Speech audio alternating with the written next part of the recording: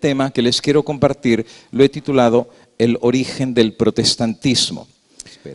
El apóstol San Pedro, en 2 de Pedro, capítulo número 1 y el versículo 19, nos dice por inspiración del Espíritu Santo que tenemos la palabra profética más segura, a la cual hacemos bien en estar atentos como una antorcha que alumbra en lugar oscuro hasta que el día esclarezca y el lucero de la mañana salga en nuestros corazones. Si hay un mensaje que ha caracterizado al pueblo adventista, es el mensaje de la profecía. Mientras hay otras iglesias que se han desligado de todo lo que tiene que ver con el concepto profético, por no ser catalogados como futuristas, por no ser etiquetados con la idea de ser fanáticos religiosos o de repente exagerados o asustadores de la gente. Hay muchas iglesias que completamente cortaron con la profecía. Sin embargo, el apóstol San Pedro nos dice que si hay una palabra que tenemos que estar estudiando y que tenemos que estar leyendo, es la palabra profética. Y tengo que mencionar que la razón por la cual el apóstol San Pedro nos habla de la palabra profética es porque precisamente esta es la palabra que nos revela el futuro. Mientras hay miles de burladores que en los siglos y generaciones han venido acerca de la santa palabra de Dios, hay algo de lo cual no se burlan y es el mensaje de la profecía. ¿Cómo se van a burlar de la profecía? Porque ellos no pueden contradecir lo que miles de años atrás se escribió y que ahora delante de nuestros ojos se está cumpliendo. Cuando el pueblo de Dios cree por la fe lo que vino de la misma boca de Dios, y cuando vemos el cumplimiento sabemos que esto ha salido de la boca de alguien que no se equivoca, de alguien que conocía el pasado, que conoce el presente y que el futuro está en sus manos. ¿Saben que hay gente que de repente cuando estudia la profecía dice, yo me asusto, no prediquen de eso porque nos da miedo? Pero ¿por qué dar miedo a la profecía? Precisamente la palabra profética nos dice que el que va a ganar se llama Cristo Jesús. No hay nada que temer, el futuro está en las manos de Dios. Él pone reyes y quita reyes. En sus manos está el destino de la humanidad y el destino de nosotros. Por eso Cristo dice, no tengas miedo, manada pequeña. Si Dios con nosotros, dijo Pablo, ¿quién contra nosotros? Por eso el futuro lo vemos con esperanza. No tenemos que tener miedo. No estudiamos la profecía para asustarnos, más bien estudiamos la profecía, uno, para asegurar que Dios lo que ha prometido lo va a cumplir y que eso fortalezca nuestra fe. Y número dos, para saber que Cristo pronto viene, y es por eso nos hace llamarnos adventistas, ¿verdad? Porque creemos que Cristo pronto habrá de regresar. Pero tengo también que mencionar que la profecía, voy a tratar de hacer la diferencia. El apóstol San Pablo, hablando acerca del estudio de la Biblia, le titula a ciertos estudios de la Biblia los rudimentos primeros de la fe. Los primeros rudimentos de la fe entendemos que son las cosas simples que aprendimos de Dios cuando recién conocimos sus caminos. Lo que era el amor de Dios, el perdón de los pecados, la fe, la deidad, la santa palabra de Dios, la oración, la segunda venida de Cristo. Estos son los rudimentos de la fe. Es lo que más adelante el apóstol San Pablo va a llamar la lechita, por así decir. O sea, las cosas simples. Pero Pablo dice que cuando el cristiano va creciendo, ya no tiene que seguir en los primeros rudimentos de la fe, porque ya los conocemos, ya los entendemos.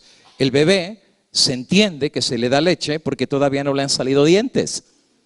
Y obviamente no le puedes dar alimento sólido porque en vez de hacerle un bien, terminas haciéndole un mal. Pero el apóstol San Pablo dice que cuando nosotros vamos creciendo en la gracia y vamos creciendo en la fe, Dios espera eso de nosotros. Un padre siempre espera que su hijo crezca, ¿no es verdad? Y que madure y que cada año vaya haciendo cosas en base a su madurez y su crecimiento. Lo mismo espera Dios de nosotros. Cristianos enanos no es el ideal de Dios. Cristianos conformistas no es el ideal de Dios. Dios anhela que sus hijos sigan creciendo, conociendo, madurando y desarrollándose en base al conocimiento que Dios presenta delante de ellos. Y es aquí donde viene la profecía. La profecía estamos hablando que no cae en la categoría de los primeros rudimentos. La profecía estamos hablando que no es primaria. La profecía estamos hablando que es universidad. Estamos hablando que ya meterte a la profecía ya es hablar de cosas duras, difíciles y de repente hasta molestas en algunos casos, porque a veces la profecía puede ser hasta cruda y puede ser hasta directa, pero sabes que así como toda la verdad de la palabra de Dios, que es una espada de doble filo, la verdad libera, pero también la verdad molesta. Hay personas que al conocer las verdades de la palabra de Dios habrá de cortar prejuicios, cortar ideas, cortar tradiciones, y sí, es verdad. Va a haber muchas cosas que nos van a doler. Pero sin embargo, cuando llegamos al estudio de la profecía, ya no estamos en los primeros rudimentos. Ahora vamos a estar hablando de temas que Dios anhela que su pueblo entienda antes que estos eventos se desarrollen. Las estrategias de Satanás no tienen por qué agarrar al pueblo de Dios por sorpresa. Porque el pueblo de Dios está velando, está estudiando y entiende por la revelación de Dios lo que pronto habrá de desarrollarse sobre este mundo. ¿Por qué hablar acerca de estos temas? Bueno, voy a mencionar algunas razones para que no se malentienda la forma y la razón por la cual lo estamos presentando. Número uno, por una sincera preocupación. Y al decir sincera preocupación, realmente una sincera preocupación. Me ha tocado viajar a más de 20 países en los últimos 5 años y Dios ha sido muy bueno con este servidor que yo nunca pensé que iba a pasar de la esquina de mi casa. Y fíjense, Dios me ha traído de un lado para otro y yo a veces me pregunto, ¿y por qué? No tengo la más mínima idea, pero me ha tocado ver diferentes formas de cómo es la iglesia adventista en diferentes lugares. Me ha tocado estar en Centroamérica, prácticamente todo México, Sudamérica. Apenas regresamos de Australia, pasamos por Taiwán y por Filipinas. Y de hecho la hermana Julia se va para Australia, ¿verdad? Y el mes que viene, Dios mediante, para 2 iglesias que van a estar allá solicitando su ayuda. Y sabes, hemos visto algo con una seria preocupación. Parece ser que el pueblo adventista está cada vez más letárgico. En otras palabras, nos estamos durmiendo. Hay como un estupor en la hermandad, no en todos lados, pero sí especialmente en los países que tienen dinero, en los países ricos. Hay como una apatía. Es como que la gente se ha conformado, pues ya tengo mi televisión, tengo mi celular, tengo mi plasma, tengo mi casa rica, tengo mi carro y del año, por cierto, pues no necesito de nada más. Y parece ser que la espiritualidad no va muy ligada a la riqueza. A lo mejor por eso Cristo dijo que es más fácil que un camello entre por el ojo de una aguja que un rico se salve. ¿Por qué razón? Porque aquí en Estados Unidos y en otros lugares ricos, la gente no le interesa mucho las cosas de Dios. El mes pasado estuvimos en la sierra de Chiapas, manejando 2 horas por la sierra. Es increíble, no hay nada. Y yo le decía al hermano que organizó el evento, y la gente va a venir. Aquí hay una casa aquí, otra casa por allá. Dice, no se preocupe, pastor, la gente va a venir. Llegamos a una explanada gigantesca, habían puesto carpas, la gente venía bajando de la sierra a 3 horas de camino. Caminando entre la sierra, caminando entre la selva. Y después en el camino, cuando finalmente encontraban el camino, pues empezaban a caminar hasta llegar al lugar. Y nosotros que veníamos en el carro, después de 1 hora y media de manejo, que eso estaba lleno de hoyos en la carretera por todos lados, yo decía, ay hermano, ya estoy hasta mareado. Y dice, no, pastor, ya casi llegamos. Empezamos a un camino de terracería. Y dice, pastor, ahora sí agárrese, que se terminó el camino bueno. Yo decía, si se terminó el bueno, ¿cómo será el malo? Llegué como licuadora, para decirles la verdad. Pero sabes, el corazón como le late a uno de ver que a pesar de la distancia y a pesar que la gente viene caminando por horas, ese lugar estaba a reventar. Alabado sea el nombre de Cristo Jesús. Pero no, eso no es el caso en todos los lugares. Tristemente, un espíritu de apatía. La gente ya no está leyendo la Biblia. No estoy hablando del mundo, estoy hablando del pueblo de Dios. Nos vamos a encontrar gente que tiene su escuela sabática y pasa los 13 semanas y ni siquiera la leyó. O el que está estudiando un libro del Espíritu de Profecía, ni siquiera lo leyó. Ya no se habla acerca de la Biblia, ¿verdad? Porque nos acostamos y nos levantamos y vivimos con el teléfono todos los días. Hay una preocupación. Nuestro mensaje no está decayendo, pero nuestra espiritualidad sí lo está haciendo. Parte de la razón de presentar esta serie es por una sincera preocupación de que el pueblo de Dios se despierte.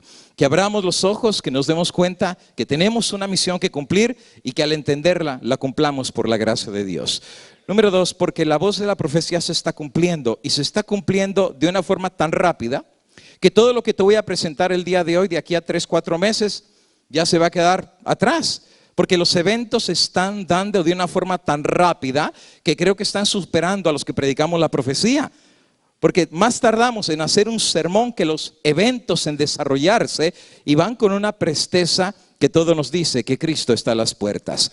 Número 3, porque no percibimos lo que Dios nos reveló, que pronto habrá de venir sobre este mundo. Y saben que hay una cita de Elena de White que dice que el diablo se contenta en tirarle una sábana a las iglesias y dormirlas, para que la iglesia no se dé cuenta y se dé cuenta hasta que sea demasiado tarde. Ojalá que nosotros no estemos en esta categoría, sino que el hecho que tú estás aquí presente diga realmente que viniste no para hacer sociabilidad. Es lindo hablar con los hermanos, lindo ver a las hermanitas y a nuestros hermanos de la iglesia, pero el venir a conocer a Dios, el venir a conocer su voluntad y su palabra, ese es mi anhelo en este fin de semana. Y finalmente la razón número 4 es por amor a Dios y es por amor a las almas. Claro, uno puede predicar pues, del amor a Dios, del amor a Jesús, como predican todas las demás iglesias, ¿no es verdad? Y así no pisamos ningún callo, no molestamos a ninguna persona, nos vamos en cariño y amor.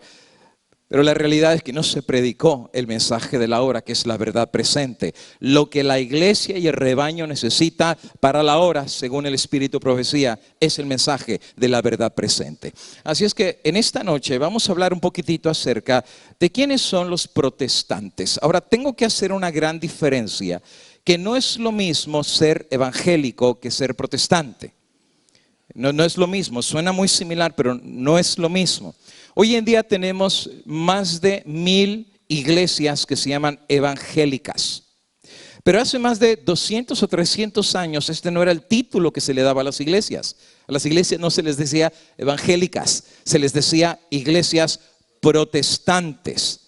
Pero en el paso de las décadas ese título ha ido desapareciendo para dar la apertura a un nuevo título. Y el título ahora que se cuelga en estas iglesias es el título de evangélicos. Ahora, antes de que se les llamara evangélicos, a todas estas iglesias se les llamaba protestantes. ¿Por qué razón se les llamó protestantes? Porque nacieron los protestantes. ¿De dónde nacieron los protestantes? Siempre existieron las iglesias protestantes. ¿Y quiénes son los fundadores de estas iglesias que se llamaban a sí mismo protestantes? Bueno, algunas personas piensan que el origen del protestantismo nació en la persona y figura de nada más y nada menos de Martín Lutero, el sacerdote de Alemania. Pero tengo que decir que el movimiento protestante y las ideas de la reforma protestante nacieron mucho antes de que Martín Lutero haya nacido. De hecho, 100 años antes de que Lutero naciera, nació nada más y nada menos lo que se llamó el Ganso de Bohemia, el famoso sacerdote católico Juan Hus. Precisamente este sacerdote católico llamado el Ganso de Bohemia, y se le decía el Ganso de Bohemia porque en el idioma de Bohemia el apellido de él, que es Hus, significa ganso. Así es que se llamaba Juan el Ganso, por así decir, o de cariño algunos les decían el Ganso de Bohemia. Resulta ser de que en este entonces no existe el concepto del protestantismo. Juan Hus es un sacerdote católico que al estudiar la Santa Palabra de Dios se da cuenta que en prácticas de doctrina, la Iglesia Católica, que era la Iglesia Universal en aquel entonces, estaba poco y gradualmente separándose de lo que dice la Palabra de Dios, que era la sana doctrina. Había algunas cosas que no se encontraban en la Biblia. Había algunas prácticas y doctrinas que la iglesia realizaba, pero que no estaban sancionadas por el escrito está de la palabra de Dios. El Ganso de Bohemia levantó su voz. Empezó a tratar de corregir estos errores dentro del seno de la iglesia y el resultado fue que Juan Hus fue llevado a un concilio para ser juzgado. Para hacer la historia corta, el concilio tomó la decisión de juzgar los actos, escritos y palabras del Ganso de Bohemia, y finalmente este concilio decide en el 6 de julio del año 1415 condenar a Juan Hus, y no solamente condenarlo, ponerle la etiqueta de hereje. Aprendan esa palabra porque hoy en día ya no se usa tanto, pero en aquellos días a cualquiera que le llamaban hereje, eso significaba que lo quemaban en la hoguera, iban al potro o a la Santa Inquisición, por así decir, que fue levantada en el año 1200. Así que estamos hablando que no era tan fácil etiquetar a una persona diciéndole hereje. Hoy en día si te dicen hereje, lo único que haces es sácalos de tu cuenta de Facebook. Y es lo único que tienes que hacer. En aquellos días, o decir, ¿verdad? Si a alguien no le gustan mis publicaciones, pues no sea mi amigo. No, no era lo mismo en aquellos días. En aquellos días que te dijeran hereje, era literalmente tirarte a la Santa Inquisición o perder la vida. Según la bibliografía de Juan Hus, cuando él estaba siendo quemado en la hoguera en julio de 1415, dice que pasó lo siguiente. El elector palatino le invitó por primera vez a retractarse. Pero Juan Hus respondió y dijo: tomo a Dios por testigo de que nunca he enseñado herejía. Mis discursos y mis escritos han sido hechos con el único fin de arrancar las almas de la tiranía del pecado.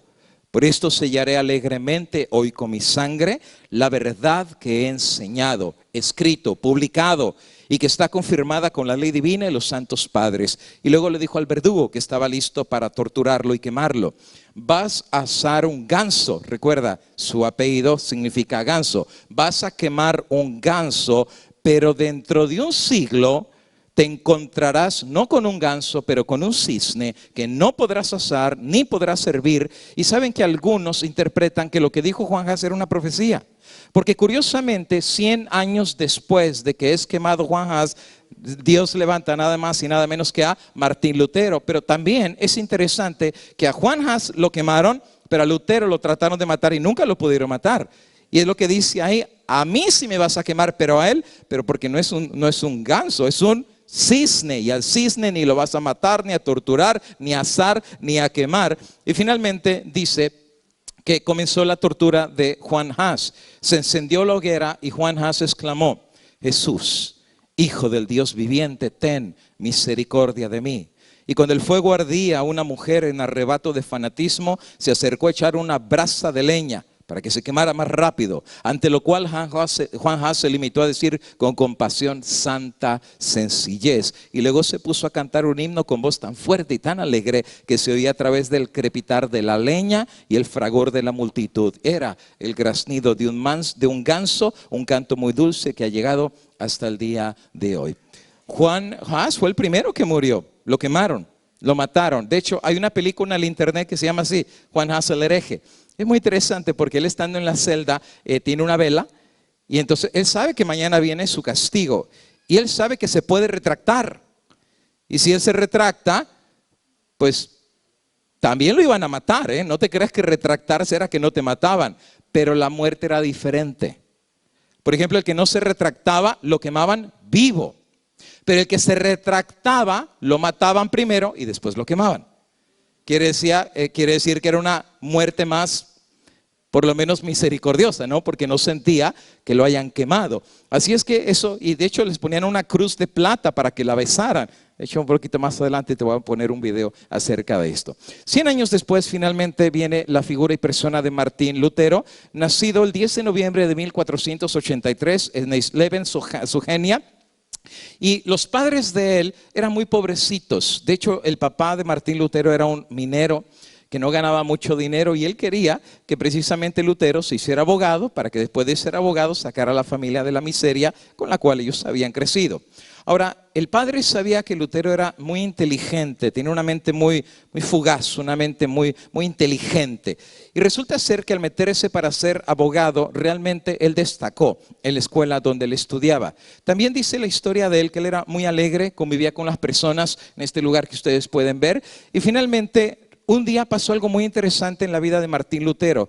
Cuando él finaliza sus estudios de abogacía, sucedió un incidente muy interesante en el cual él, recorriendo en un camino, va en un caballo, Viene una tormenta, empiezan los truenos a caer por todos los lugares, la noche era tenebrosa, el agua y los truenos caían en tal intensidad que esa noche Martín Lutero mismo cuenta que pensó que era el último día de su vida. Él pensó que se iba a morir, pensó que le iba a caer un relámpago y hasta ahí iba a quedar. Y en su inocencia, por así decir, Martín Lutero, estando en su caballo, hizo una plegaria y un rezo. Se encomendó a nada más y nada menos que al santo patrono de los mineros. Bueno, santo patrono porque el papá era minero. Así es que había un santo patrono que los protegía, y él en ese momento en el que pensó fue el patrono de los mineros, y entonces gritando en la oscuridad de la noche y los truenos cayendo, le hizo una promesa al patrono de los mineros y le dice: si tú me salvas y tú me rescatas y salgo esta noche con vida, tomo la decisión delante de Dios de dedicar mi vida ahora al servicio del Dios Altísimo. Y por cosa muy curiosa, dice la bibliografía de Martín Lutero, que dentro de pocos minutos los truenos dejaron de caer, la lluvia desapareció, las nubes se fueron, y Martín Lutero interpretó que esa era la respuesta de Dios para que él se convirtiera ahora en un siervo del Señor. Martín Lutero toma la decisión de no ser abogado, sino se va a convertir ahora en sacerdote de la Iglesia Católica.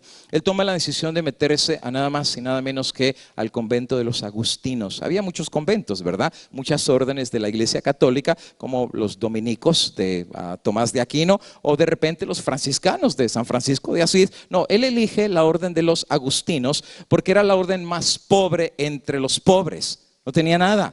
De hecho, ellos tenían con un costal ir tocando las puertas de las casas para estar pidiendo de comer, porque no tenían nada, eran pobres entre los pobres. Pero resulta ser que cuando él se mete para precisamente estudiar para ser un sacerdote agustino, él se metió de corazón. Él realmente quería servirle a Dios, renunció a todo, dio su guitarrita, dio las posesiones terrenales que tenía, y entonces él se mete para estudiar para ser sacerdote. Federico el Sabio le dio apoyo y patrocinio porque veía en él una gran capacidad para poder regresar otra vez a su ciudad y ser un buen testimonio de lo que produce la ciudad de Federico el Sabio.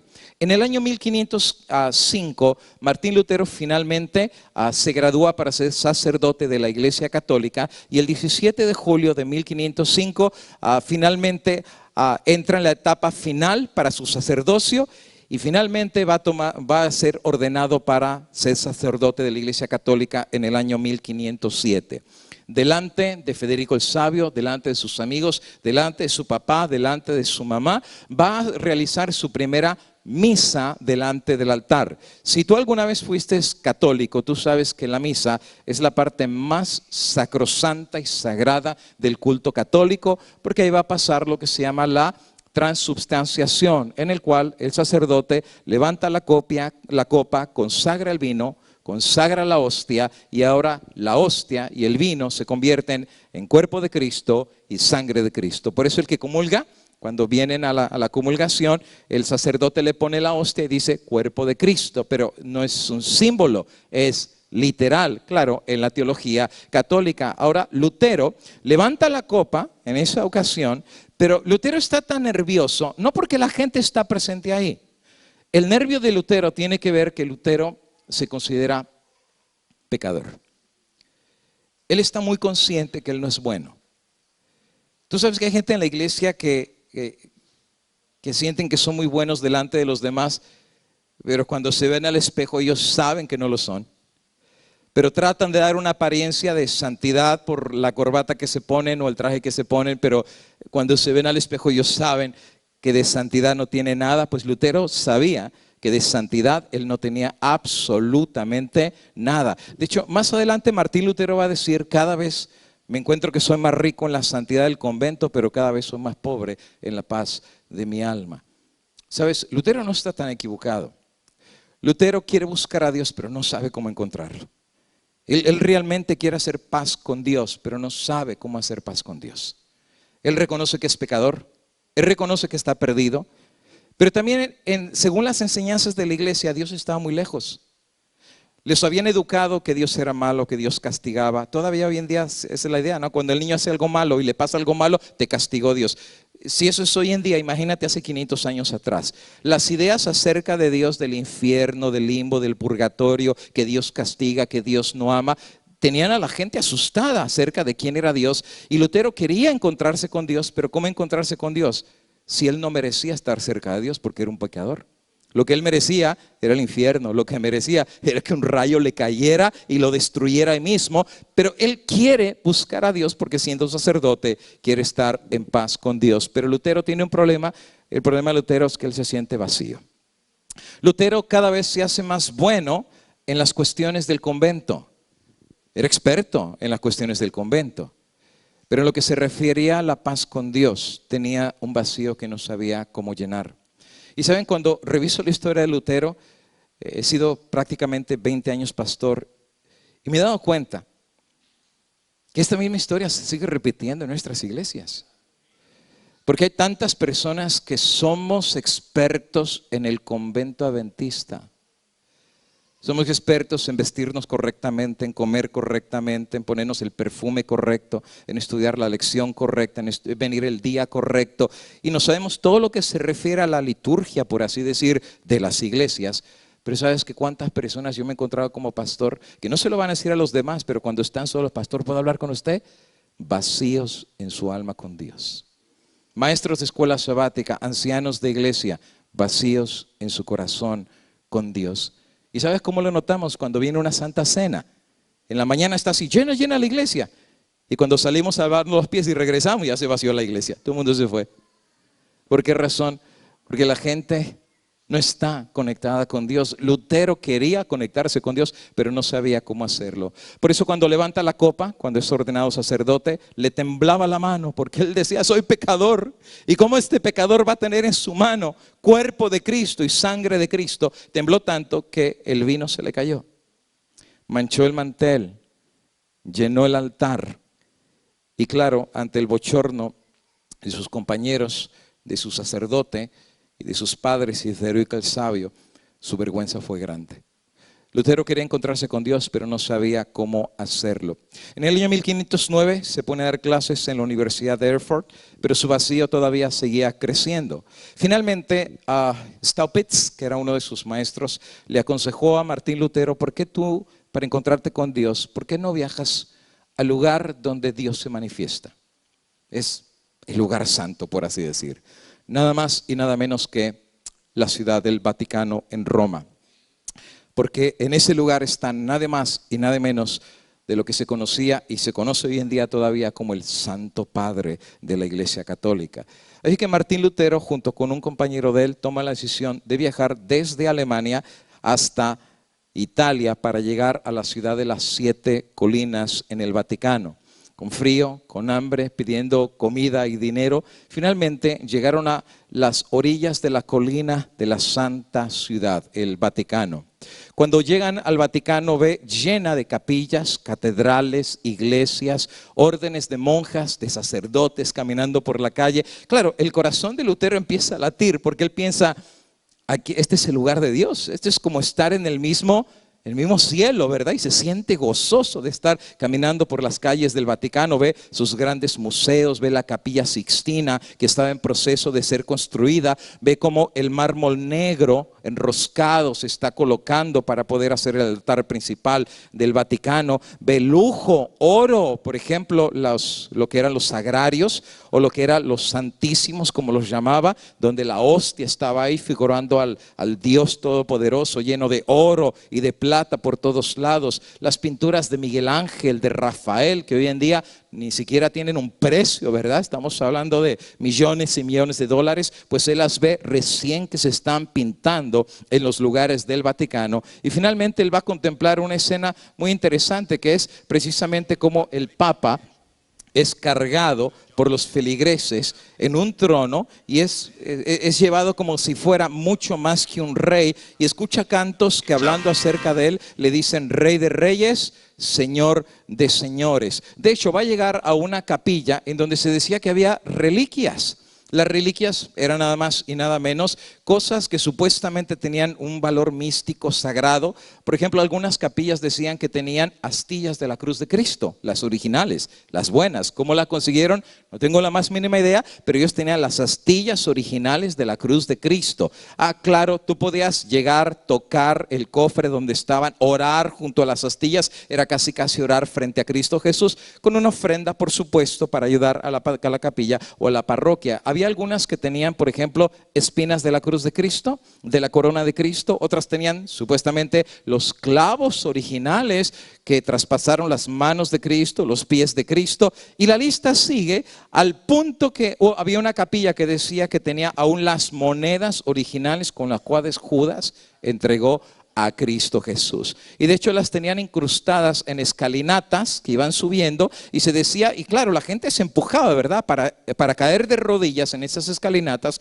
porque cada oración o rezo que tú hacías en esa escalinata te perdonaba pecados en el purgatorio o te perdonaba pecados en el infierno. Así que más tú rezabas, o Padres Nuestros, o rezarle a alguno de los santos intercesores, o a la misma Virgen María, pues entonces obviamente se te perdonaban pecados. Pero cuando llegabas a las escalinatas que tenían las monedas, cientos de miles de pecados se te perdonaban, y todo el mundo se empujaba porque todo el mundo quería rezar en ese lugar. Recorrió los lugares de las reliquias. Oró en todos los escalinatas donde estaban las monedas que supuestamente Judas vendió a Cristo Jesús. Hizo todas las procesiones que según la iglesia mandaba para tener paz con Dios. Pero ¿sabes qué? Martín Lutero, en vez de haber regresado con paz con Dios, Lutero regresó más vacío que nunca antes. De hecho, más adelante Martín Lutero va a decir acerca del Papa de Roma. Y claro, yo sé que algunas personas se pueden ofender. No lo hacemos en el sentido de ofensa, pero lo hacemos en el sentido de que no se puede tapar el sol con un dedo.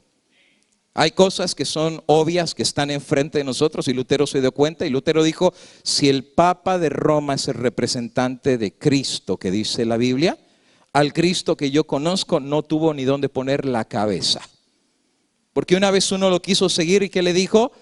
Las zorras tienen cueva, los pajaritos tienen nidos, y yo no tengo ni dónde poner la cabeza. Lo que Cristo está diciendo: si tú me estás siguiendo por dinero, te arrimaste al árbol del equivocado, porque yo dinero es lo que menos tengo. Ahora, él en dinero no era rico, pero sí era rico en otra cosa, ¿verdad? Según el banco del reino de los cielos. Pero entonces el representante de Cristo tenía joyas, oro, plata, perlas preciosas, y se vestía mejor que los reyes de la tierra. Decía: si él representa a Cristo. Yo no veo ninguna conexión entre el Cristo de la Biblia y el Cristo que supuestamente está en Roma. Pero después la cosa se puso peor, porque el Papa León X, para terminar la Capilla Sixtina, que era un esfuerzo megamillonario para terminar esa hermosura de construcción, recurre a una cuestión muy interesante. Y ahora aquí pongamos atención, porque esto que voy a mencionar ahorita es precisamente lo que va a ser el disparo que va a provocar la ruptura entre protestantes y católicos. Esto que ahorita sigue a continuación es exactamente la razón principal por la cual se separaron más de 500 millones de protestantes de la Iglesia Católica en el periodo de 500 años. En 1514, para terminar la Capilla Sixtina, el Papa León X toma la decisión de mandar a un sacerdote que era muy bueno en oratoria, que sabía hablar bastante bien, que era nada más y nada menos que el sacerdote católico Juan Tetzel. Juan Tetzel, dice la historia, que tiene un cofre de bronce. Y entonces cuando él llegaba a los pueblos, él hacía como representaciones teatrales del limbo, del infierno y del purgatorio. Por ejemplo, él decía que madres que no habían bautizado a sus niños por la Iglesia Católica, y los niños habían fallecido, sus niños estaban en el limbo. ¿Y qué era el limbo? Entonces él escenificaba, era un lugar de eterna oscuridad. El niño no podía ir al cielo porque no había sido bautizado, y por no haber sido bautizado no se le quitó el pecado original. No podía tampoco ir al infierno, porque qué feo, un niño que ni siquiera pudo abrir los ojos, ni siquiera supo hablar, va a ser quemado por demonios que le van a abrir la boca al bebé y le van a echar carbones encendidos por la eternidad, y después lo van a tirar en un lago de fuego para quemarse, si ni siquiera el chico aprendió a hablar ni a ver. Entonces inventaron un lugar que se llamaba el limbo, un lugar que no iba a sufrir, pero tampoco iba a gozar. Pero ¿saben qué decía? Si tú no lo bautizaste, tan pronto la moneda caiga en el cofre y suena la moneda, el alma de tu bebé sale inmediatamente del limbo y se va al reino de los cielos. Es que las pobrecitas mamás que presas de remordimiento y culpa vendían la vaca, vendían lo que tenían que vender para traer las monedas y ponerlas en el cofre. Y lo mismo se repetía con los difuntos de papás, hermanos que murieron en la guerra, murieron en pleitos, en borrachera. Tan pronto la moneda cae, los pecados son perdonados y su alma va a gozar en la gloria del cielo. La bula o la encíclica que el Papa decretó se llamaba Exsurge Domine. Y precisamente Lutero, cuando Lutero escucha acerca de la cuestión de las indulgencias, que era un perdón de pecados escritos, se cuenta la historia que una vez Lutero, siendo sacerdote, hizo una misa. Y cuando termina la misa, Lutero salió y se encontró en uno de los pasillos de la ciudad un hombre borracho, estaba bien alcoholizado. Lutero se enojó con él y le dijo: hermano, ¿por qué no viniste hoy a la misa para perdonar tus pecados? A lo que el hombre le dice: porque no necesito ir.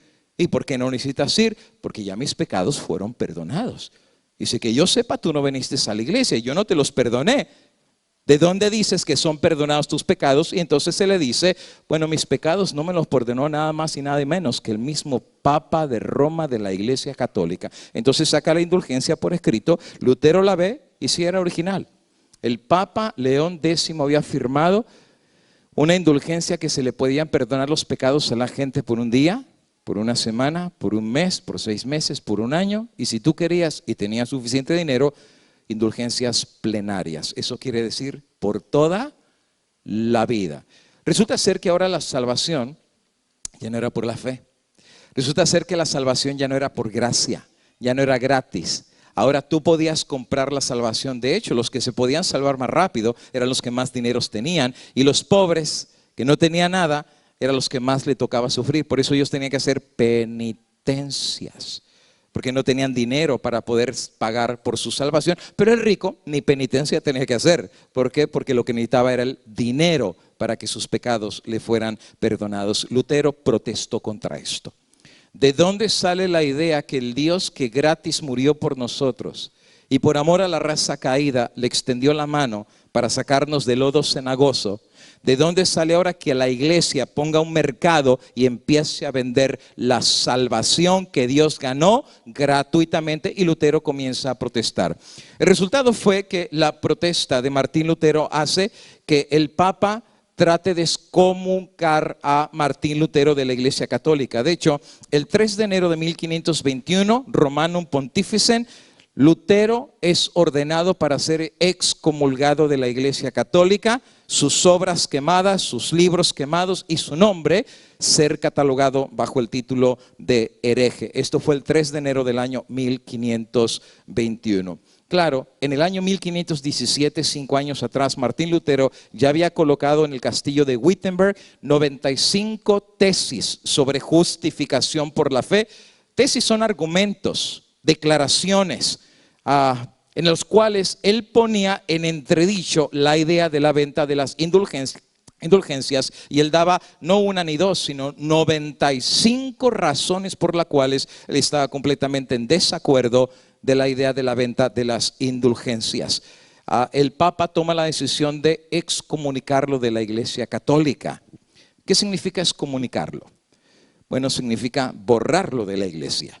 Y tú dirás: ¿y qué tiene que lo borre? Bueno, si tú vives 500 años atrás, y de hecho no tienes que vivir 500 años atrás, todavía esa idea sigue hasta nuestros días. Porque en aquellos días se decía que si te sacaban de la Iglesia Católica, el dicho era: fuera de Roma no hay salvación. Eso quiere decir que una vez que te borraban, ningún sacramento te podía ser impuesto. Por ejemplo, la Iglesia Católica enseña que hay 7 sacramentos, ¿verdad? Cuando tú naces, viene el primer sacramento, que es el sacramento del bautismo. Por eso es tan importante: cuando el niño nazca chiquitito, lo bautizas, es el primer sacramento. La comunión, a los niños ya les empiezan a enseñar a rezar, los empiezan a enseñar a preparar para la confesión, para después tomar la Eucaristía, o lo que es la hostia. El sacramento del matrimonio, el último sacramento es la extremunción. ¿Por qué crees que cuando alguien se va a morir, al primero que está llamando, quién es? Si no es sacerdote. ¿Por qué? Porque le tiene que perdonar los pecados en el último sacramento que se le da. Ahora, cuando una persona es borrada de la iglesia o excomulgada fuera de Roma, ya no hay salvación, ni llames a sacerdote porque no te van a dar ningún sacramento. En otras palabras, estás perdido. ¿Sabes que hoy en día esa idea está muy permeada? No solamente en la iglesia católica. Pero ¿sabes? A veces uno se pregunta, Dios lo sacó a uno de la iglesia católica para traerlo a otra iglesia católica. Porque el mismo concepto se nos ha educado. Pastor, ya tengo la serie, pero no se las voy a predicar ahora aquí. Se llama Mitos Adventistas, ya la completamos, gracias a Dios. Estoy presentando 7 mitos que nos han enseñado cosas en la iglesia adventista como la verdad de Dios a la ley y al testimonio, pero cuando los analizamos con el microscopio ni era ni a la ley ni al testimonio, eran mitos. ¿Cuáles mitos? Uno, que una vez que te borran de la iglesia, tu nombre es borrado de acá y tu nombre también es borrado de allá. Ese es un mito. Eso ni es a la ley ni al testimonio. ¿Sabes por qué? Todo eso lo explico en la serie, porque Martín Lutero lo borraron, ¿no es verdad? Eso es lo que dijo la gente acá abajo, pero el Dios del cielo lo levantó para ser el campeón de la reforma. A Elena de White la borraron, ¿tú sabías también eso? Ella antes era de la iglesia metodista, pero cuando ella aceptó junto con su papá el mensaje de Guillermo Miller, que Cristo venía, y se adhirieron al mensaje, ¿sabes qué le hizo la iglesia metodista? Borró al papá, borró a la mamá, borró a Elena y borró a la hermana de Elena. ¿Sabían que Elena tenía una hermana gemela, no es verdad? Se llamaba Elizabeth. Y tú sabes, es una historia muy triste, todo eso lo cuento en la serie. Tú sabes que Elizabeth nunca recibió el mensaje. Y hay cartas de Elena de White hablándole a su hermana de corazón, Elizabeth, no es demasiado tarde, el dulce Jesús todavía te busca. Pero ¿sabes qué es lo que le dolió a Elizabeth? Que lo borraran de la iglesia. ¿Por qué? Porque en la mente es como, te borran de la iglesia, es como que ya estás perdido. Y ahora tienes que regresar y bautizarte, porque si no es como que ya estás fuera del camino de Dios. Eso es un mito. El lugar donde tu nombre tiene que estar, amigo y hermano, no es en el libro de una iglesia, es en el libro de la vida del Cordero. Y el que escribe ese nombre ahí no es ningún pastor. ¿Por qué? Porque el pastor no conoce el corazón de las personas, nos podemos equivocar. Una junta de iglesia no puedes saber realmente lo que hay en tu corazón. Eso le corresponde al Dios del cielo, ¿no es verdad? Y sabes que a veces los mismos que te están juzgando en la junta de iglesia, a veces son los mismos que hay que ser borrados de la iglesia, pero ellos son los que dieron su voto para que tú fueras borrado cuando no hiciste ningún pecado. No, amigo y hermano. Elena de White es muy clara al decir que hay personas que tienen su nombre registrado en los libros de la iglesia, pero su vida y su carácter, es más, en inglés es más clara como le dice ella.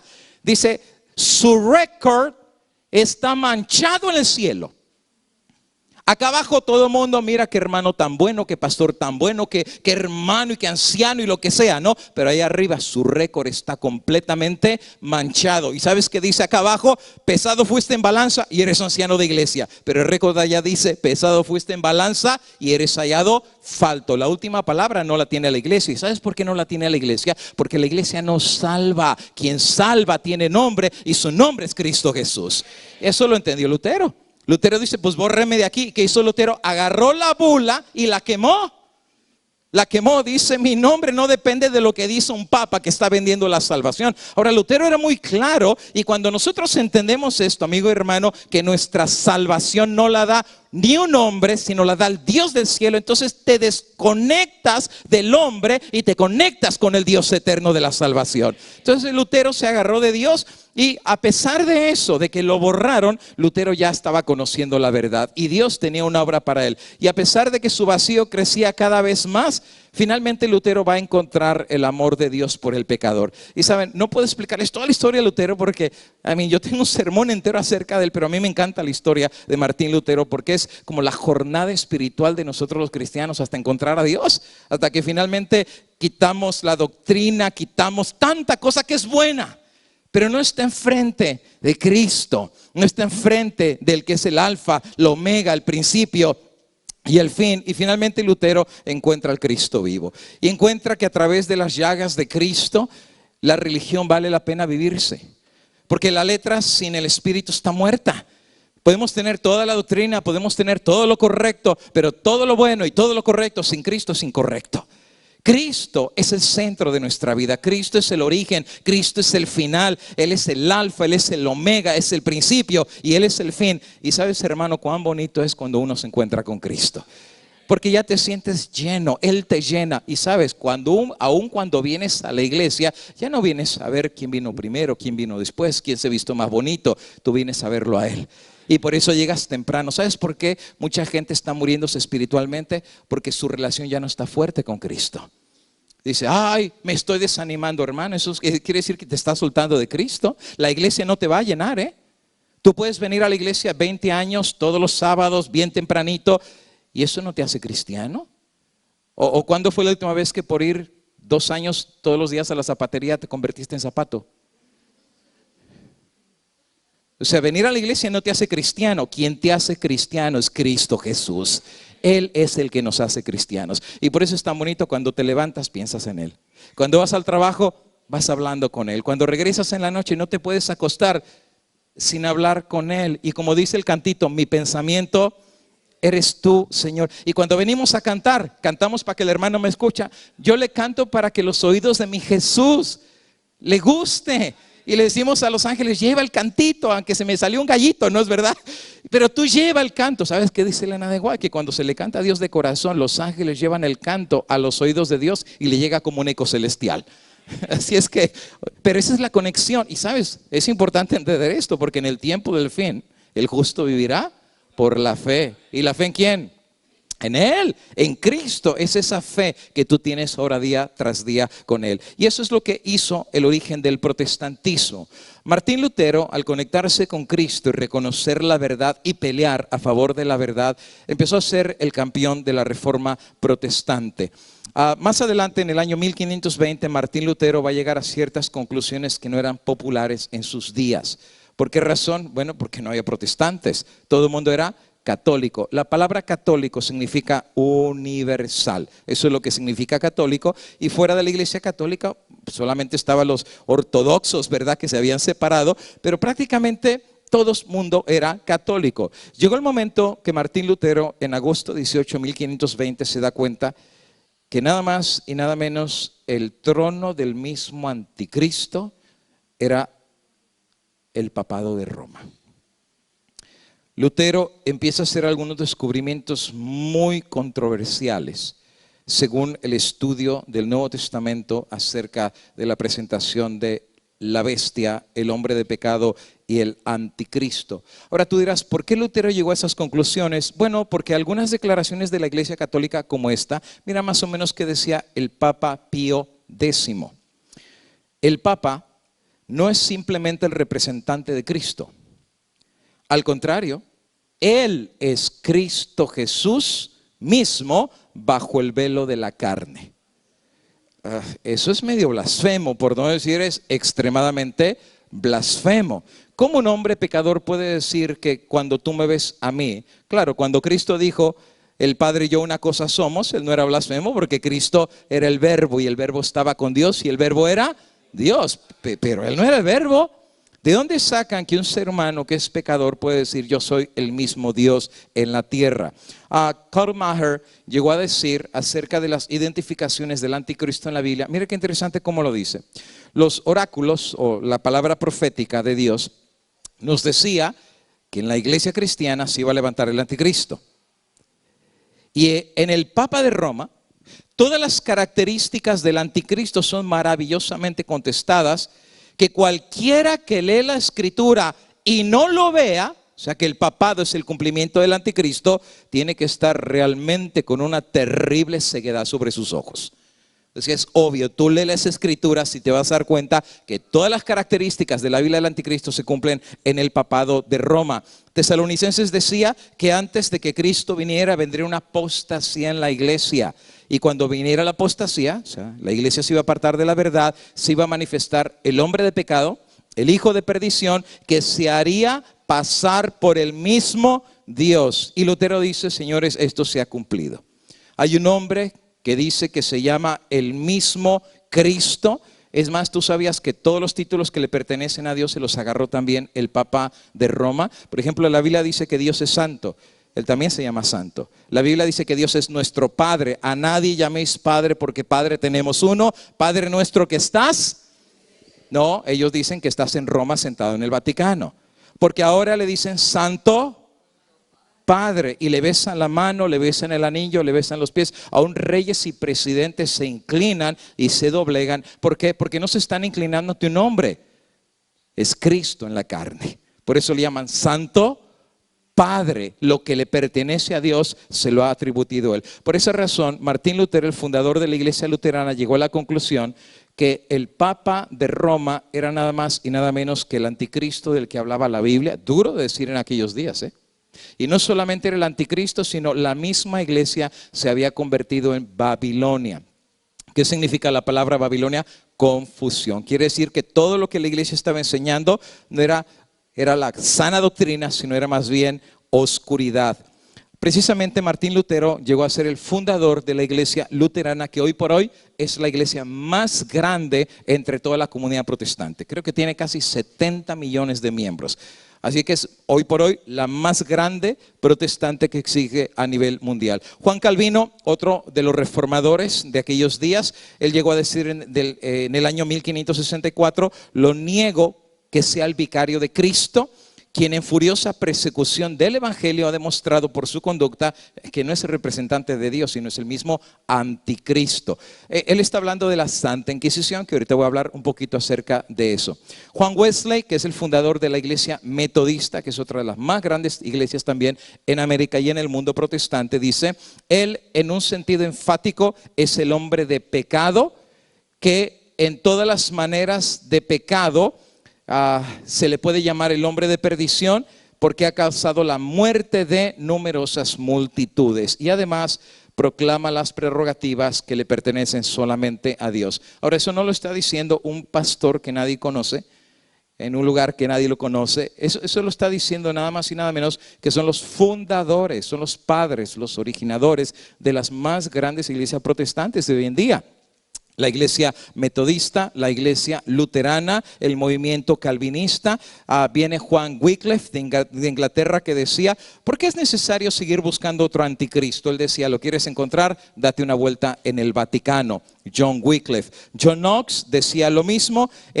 El Papa es nada más y nada menos el hombre de pecado que hablaba el apóstol San Pablo. Después Philip Melanchthon, que fue uno de los compañeros del movimiento protestante, hablando acerca del anticristo, decía, él es el mismo anticristo de Segunda de Tesalonicenses que hablaba el apóstol Pablo. El rey Jacobo, con la traducción de la King James, él no hizo la traducción. Él mandó precisamente eruditos que hicieran la traducción en el año 1611, pero porque él permitió la traducción, en honor a eso se le puso a esta Biblia el título de él, la traducción de la King James. Y él decía que el Papa, por los perdones que hacía, claro, las indulgencias, era nada más y nada menos, hacía mercadería de las almas de la persona. Peter Alex, uno de los más grandes historiadores antiguos de la iglesia, decía, la iglesia de Cristo o la iglesia de Roma no fue la esposa de Cristo, pero la iglesia de confusión. Claro, con esto está diciendo es Babilonia. Ebria de la sangre de los mártires, que la política de la iglesia de Roma ni era buena ni santa, pero tampoco era establecida por Jesucristo. No eran los únicos, hay muchísimos, hay una lista grande que ustedes pueden tener de todos los que llegaron a tomar la misma conclusión de quién era el mismo anticristo.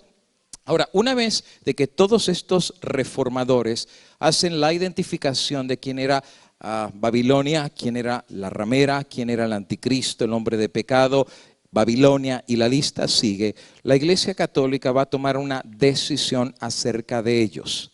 ¿Por qué razón? Bueno, cuando tú enciendes el pasto seco y viene el viento, eso es una quemazón por todos lados. Y lo que los protestantes comenzaron a hacer precisamente fue encender el fuego del conocimiento de las Sagradas Escrituras. El conocimiento que en otras generaciones había estado oculto, bueno, digo oculto porque nadie podía leer ni siquiera la palabra de Dios. La única traducción que se hizo de los originales griegos del Nuevo Testamento, la primera que se hizo, fue la Vulgata Latina.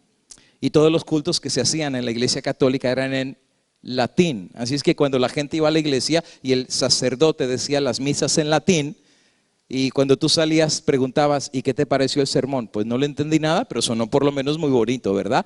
La gente no sabía absolutamente, no tenía la Biblia, ni los sacerdotes siquiera tenían acceso muchas veces a la Biblia. Así es que había mucha ignorancia de la palabra de Dios y del escrito está, que decía el Señor. Ahora, cuando los protestantes empezaron a llevar la luz de la verdad y la palabra de Dios, de hecho Lutero empezó a traducir aún el Nuevo Testamento al idioma alemán. Wycliffe a traducir el Nuevo Testamento en el idioma inglés y la lista sigue, ¿eh? Así que ahora la gente teniendo la Biblia empezó a conocer la verdad y como dice Cristo, ¿verdad? Conoceréis la verdad y la verdad os hará libres.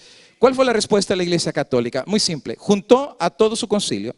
El concilio fue en 1540 y vino el concilio de Trento. Recuerden, 1540.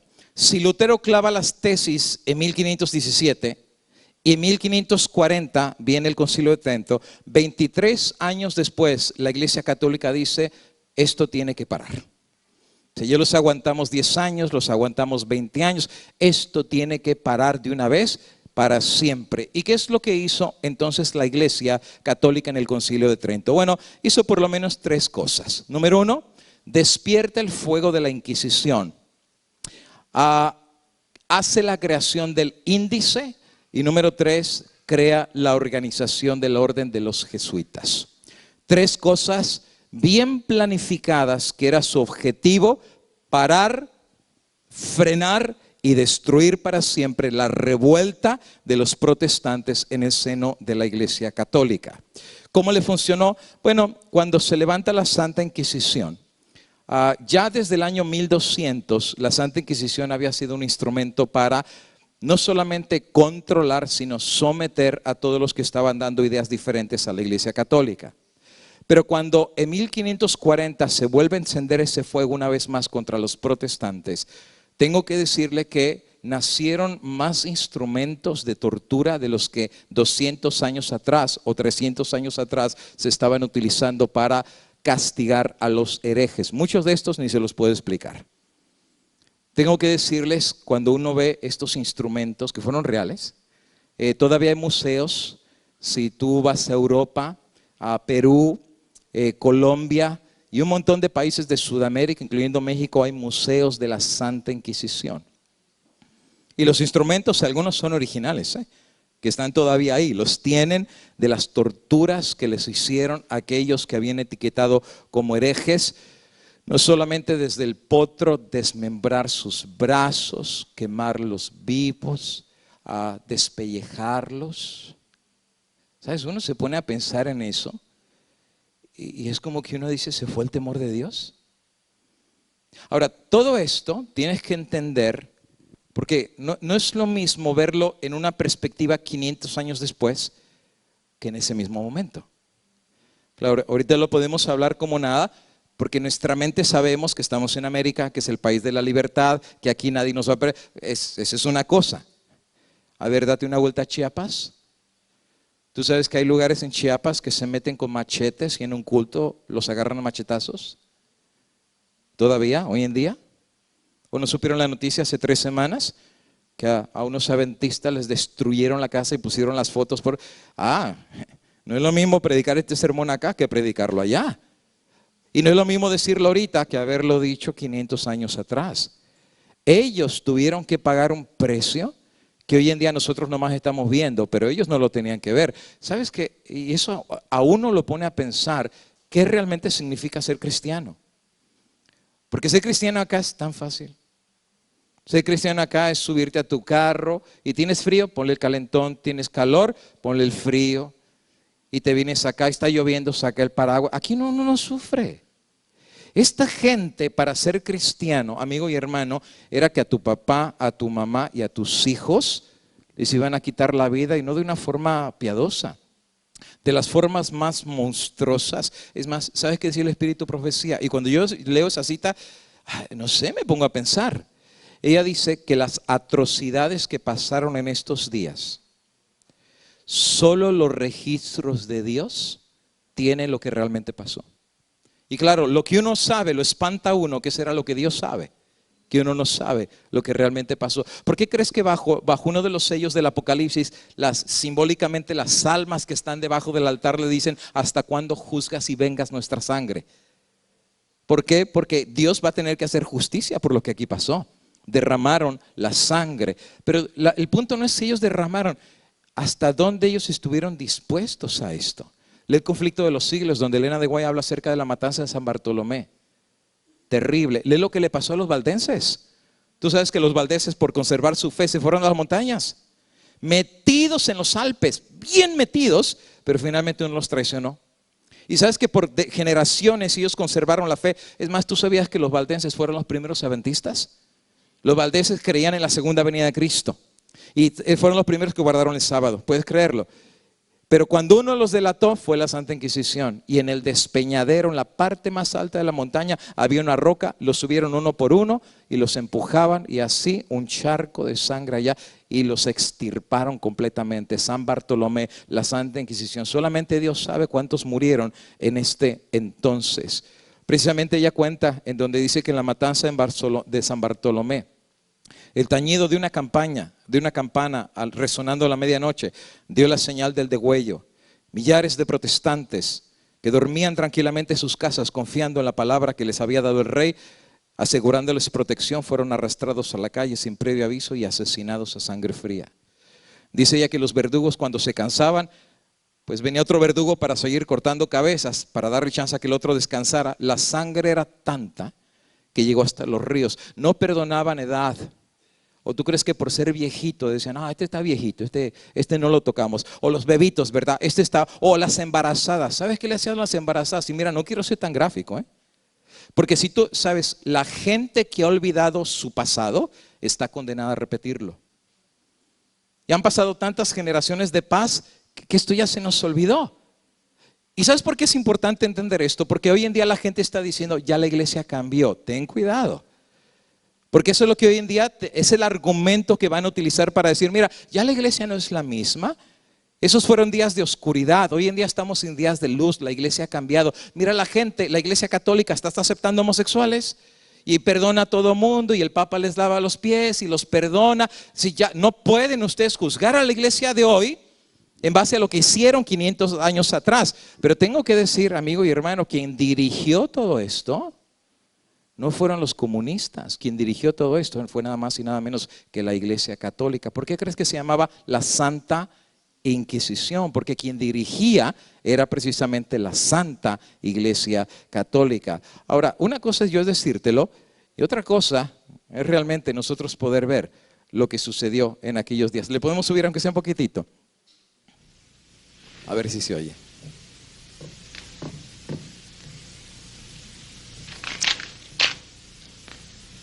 En el nombre del Padre, del Hijo y del Espíritu Santo.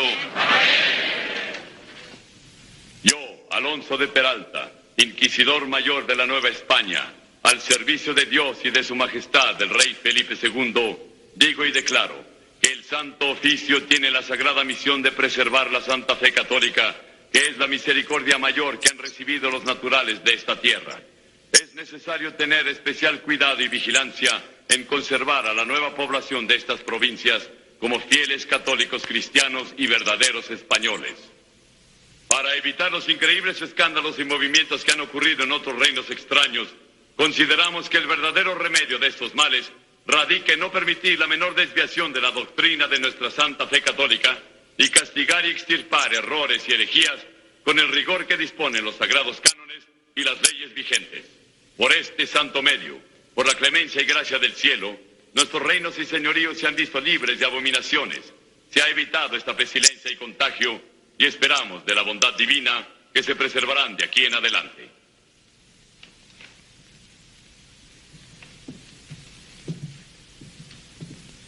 Celebramos este auto de fe para pena de algunos y ejemplo de todos. Se castigarán delitos contra la religión y la moral. Estos judaizantes serán entregados a la justicia del brazo seglar, a la cual pedimos clemencia y compasión. En el nombre del Padre, del Hijo y del Espíritu Santo.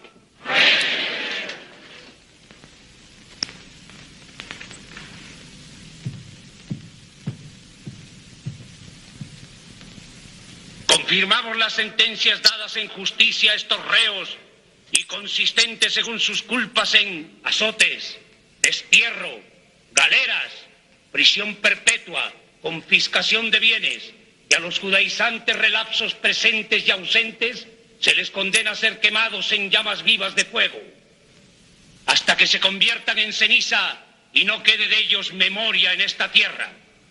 Laus Deo.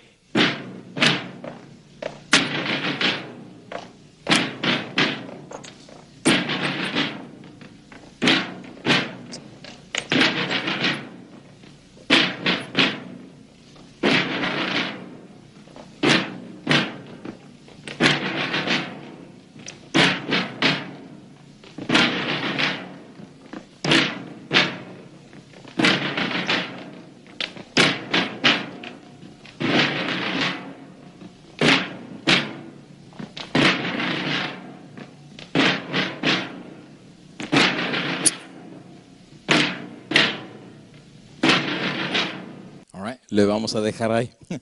Lo que sigue es la tortura, pero le vamos a dejar mejor ahí. Era muy serio esos días. No cualquiera abrazaba una verdad si sabía que le iba a costar la vida. Usted dirá, pero pastor, eso fue antes. Dios no va a permitir a sus hijos que pasen eso otra vez. ¿Sabe lo que dice Elena de White en Joyas de los Testimonios? Tomo 5, página 124. Mira qué interesante dice ella. El permanecer de pie en defensa de la verdad y la justicia, como hacían ellos, cuando la mayoría nos ¿qué? El que tenga oídos, que oiga. ¿Sabe qué significa, verdad? ¿Por qué crees que ella dice que lo que va a depurar al pueblo de Dios es esto? Ahorita es fácil venir a la iglesia. Ahorita es fácil decir, pues yo tengo la Biblia, yo creo que Cristo viene. Eso cualquiera lo dice. Eso es fácil. Pero el tú estar en pie defendiendo esta verdad, cuando la mayoría se acobarde.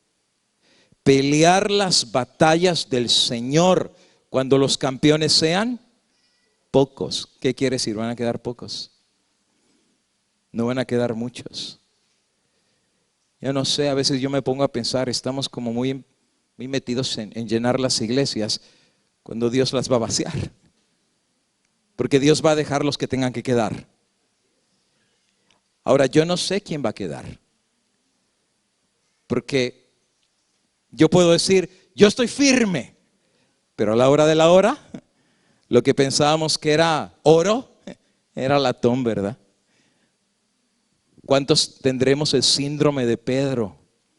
Señor, hasta la muerte iré contigo cuando venga la ley dominical. Y cuando venga, no, yo nomás era visita, Yo fui, pues estás en la grabación, sí, pero fui porque me llevaron casi arrastrado, pero yo ni quería ir, eso te lo garantizo. A la hora de la hora, cuando los campeones sean pocos, esa va a ser nuestra prueba. ¿Sabes por qué nuestra prueba? Porque ese día el hijo no va a poder vivir de la fe del papá. La esposa no va a vivir de la fe de su esposo. El miembro no va a vivir de la fe de su pastor. El justo vivirá por la fe. Y ese día Dios va a permitir cómo está nuestra fe. Cuán agarrados estamos de Dios, cuán firmes. Porque a ellos les llegó su día, a estos hombres. Les llegó su día. Hay un libro que se llama El libro de los mártires de Fox, así de grueso. Y cuento la historia, tanto mártir en todas las edades, de cómo ellos estaban más que dispuestos a dar la vida por Cristo. Estaban dispuestos porque ellos decían, qué honor. Si Cristo dio la vida por mí y Dios ahora quiere que yo dé mi vida, qué honor el poder dar la vida. Y sabes, una vez se pone a pensar, ¿no? Si Dios quiere que tú llegues a este punto, pues los que aman a Dios, todas las cosas son para bien. Y dice la Biblia que Dios no permitirá en nosotros prueba más grande de la que podamos ¿qué? De la que podamos soportar. Tú sabes que aquellas personas que Dios sabe que cuando venga esta prueba no van a poder. La sierva de Dios dice que muchos Dios los va a poner al descanso. Y ese va a ser una señal para saber que ya nos estamos acercando, ¿verdad? Muchos Dios los va a poner a descansar. Es decir, ya corriste, peleaste, a descansar. No te va a tocar la parte final. ¿Te acuerdas los obreros de la hora final? Dios va a traer a otros. Si tú ya corriste mucho, ya peleaste mucho, tranquilo, ya, tu corona está asegurada. Yo ya tengo otros a descansar. Va a haber otros que Dios sí va a saber que van a poder pasar la prueba. Y Dios lo va a permitir. Tú puedes leer primeros escritos, dice que hasta va a haber niños, que tienen el ribete rojo, Dios lo va a permitir. Ahora, esto no sé, yo no te lo puedo probar o con la Biblia o con el Espíritu Profecía. Pero este es no sé, una idea mía. ¿Sabes qué? Yo he notado que aún si Dios permite a alguien que sea martirizado, ¿viste lo que leímos de Juan Haas que dice que cuando él estaba siendo quemado, cómo se murió? Y cómo alguien lo están quemando y está cantando. Más bien cuando a ti te quema, lo que estás es grite y grite, ¿verdad? Pero cómo él estaba cantando. ¿Sabes que algunos arguyen que cuando llega la hora de tu martirio, Dios hasta te evita el dolor? Tú lo puedes leer en el capítulo 2 de la fe de los mártires, que dice que morían también ellos como cantando. Y dice que cuando ellos veían que hasta les pedían perdón a Dios por los pecados de ellos, muchos se convertían por el testimonio de eso. Ahora, si es así o no es así, ¿sabes tú? Al final de cuentas, Cristo dijo, el que pierda su vida por mí, la ganará. Y sabes, uno se pone a pensar cuán malo uno ha sido y cuán malas vidas uno ha tenido y cuántas veces uno le ha fallado a Dios. Y si en esta vida uno le falló tanto a Dios, ¿sabes qué privilegio es? Que por lo menos en la muerte uno fue fiel al Dios del cielo. Dice el Señor, bueno, aunque sea mi muerte, que yo pueda sellar para tu gloria y para tu honra. Pero sabes, Dios a cada quien según su fe se lo va a permitir. Y dice también el Espíritu Profecía que va a haber personas que van a ser encarcelados, van a ser dejados en las mazmorras para morir, pero no van a morir. Dice que ellos se les van a abrir las puertas cuando Cristo venga y le van a dar la bienvenida a Cristo Jesús. Ahora, yo no sé en qué grupo vamos a estar. Yo mi vida se la dejo en las manos de Dios, ¿verdad? Porque Pedro lo van a matar, ¿no es verdad? Y Pedro está metido en la cárcel y tiene guardias de 4, 2 a la entrada y 2 que están junto a él en las cadenas. Y sabes que cuando el ángel viene a liberarlo, según el libro Hechos de los Apóstoles, y lo van a matar al otro día, porque anteriormente ya Herodes mató a Santiago y lo traspasó en espada, y eso le gustó al pueblo, y ahora dice Herodes, pues ahora sigue Pedro. Entonces Pedro lo van a matar y sabe que lo van a sacrificar y lo van a torturar, y cuando viene el ángel lo mueve. ¿Y sabes por qué lo mueve? Porque Pedro estaba dormido. ¿Qué persona, sabiendo que lo van a matar, torturar y cortarle la cabeza al otro día, se pone a dormir? Y no solamente Pedro se durmió, se quitó las sandalias, se quitó el cinturón, se puso comodito y se puso a dormir. Entonces cuando el ángel lo despierta, le dice, Pedro, levántate, ponte los zapatos, ponte las sandalias y ponte el calzado y vámonos.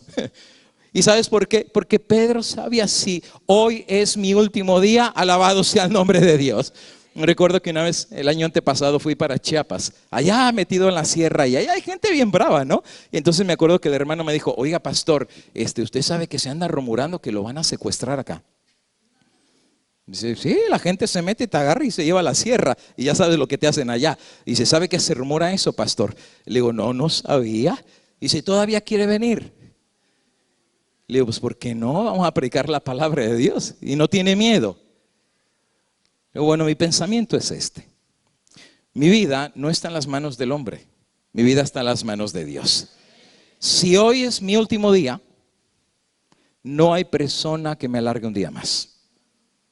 Y si hoy Dios decide que no es mi último día, no hay nadie que me la pueda quitar. Mi vida está en las manos de Dios. Así es que sea la palabra de Dios y se cumpla en mí, porque si Dios con nosotros, ¿quién contra nosotros? Ahora, la pregunta es, viene esta prueba y Dios la va a permitir en su pueblo. Dios nos lo ha advertido con mucha anticipación. Y claro, mucha gente dice, eso no va a pasar porque la iglesia ha cambiado. El día de mañana vamos a estudiar acerca de eso, donde Elena de Guay dice, nadie se engañe. Es la misma iglesia. Solamente tiene una máscara. Pero cuando recupere el poder, ya no es necesario usar más la máscara, y la máscara se la va a quitar. Y lo mismo que sucedió hace 500 años, la historia se va a volver a repetir. Y otra vez, el justo vivirá por la fe. ¿Qué otra cosa hizo Trento? Le puso libros a la palabra de Dios. Le metió algunos libros, como por ejemplo Tobías, Judith, Macabeos, Sabiduría, Eclesiástico, Baruch, Daniel 13, Daniel 14 y otros tantos más. Se llaman los libros apócrifos. ¿Por qué le metió los libros apócrifos? Porque la premisa de Lutero era: pruébame con la Biblia que estoy mal y me retracto. Si tú no me lo pruebas con la Biblia, entonces yo no me retracto. Pero claro, la Iglesia Católica no podía aprobar ciertas doctrinas que no estaban en la Biblia. ¿Cómo cuáles? Bueno, pues como 100, más o menos, como 100. Por ejemplo, ¿saben qué es persinarse? Por la señal de la... ¿Hay algún versículo que habla de persinarse? No.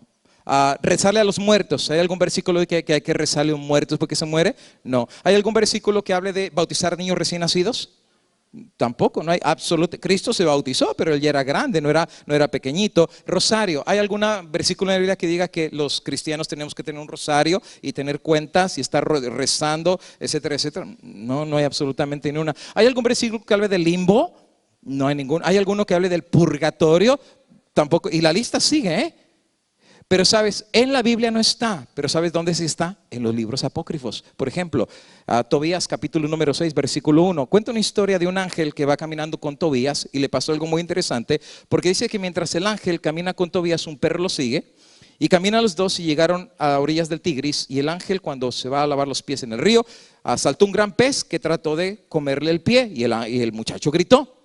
Pues qué tan grande era el pescado, ¿eh? Dice que le trató de morder el pie, ¿verdad? Y el ángel le dijo: no, agárralo al pescado, no lo dejes escapar. Y entonces él se apoderó del pescado y lo sacó a la tierra. Entonces el ángel le dice a Tobías: sácale la hiel y el corazón y el hígado y colócalos aparte y luego tira las entrañas, porque la hiel, el corazón y el hígado son útiles como remedios. Bueno, resulta ser una de dos: o que es médico naturista el ángel, o qué va a hacer con el hígado, con la hiel y con el corazón del pescado. Claro, más adelante Tobías se queda intrigado porque el ángel le dice que no tire esas partes, y entonces dice que el joven abre el pez, le sacó la hiel, el corazón y el hígado y asó una parte del pez y lo comió, y la otra la saló para que no se echara a perder.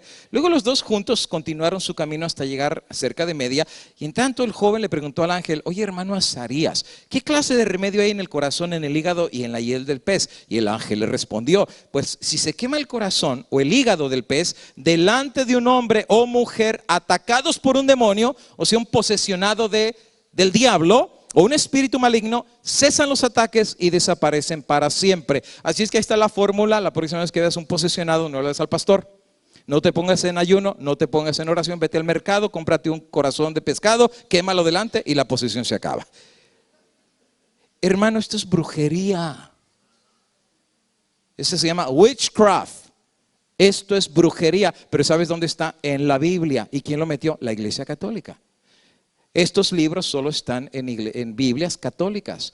La Biblia Nacarcolunga, la Biblia guadalupana, la Biblia latinoamericana, la Biblia Dios habla hoy, etcétera, etcétera. Solo puras Biblias católicas. ¿Y por qué los metieron?